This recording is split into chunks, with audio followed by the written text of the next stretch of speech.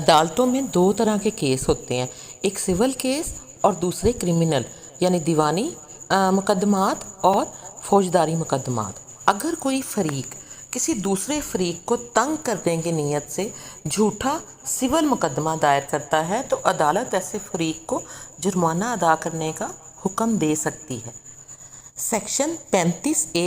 Civil procedure code 1908 کے مطابق جھوٹا دیوانی مقدمہ دائر کرنے کی صورت میں عدالت جرمانہ کر سکتی ہے، اور اگر کوئی شخص غلط ایف آئی آر یعنی کہ جھوٹی ایف آئی آر درج کرواتا ہے کسی دوسرے شخص پر، یعنی جھوٹا مقدمہ کرتا ہے،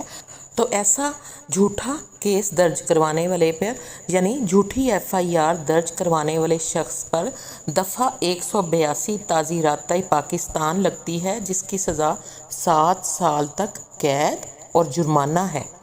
سیکشن 182 پاکستان پینل کوڈ 1860 کے مطابق ایسے شخص کو 5 سال سے لے کر 7 سال تک کی قید بھی ہو سکتی ہے اور ساتھ جرمانہ بھی ہو سکتا ہے۔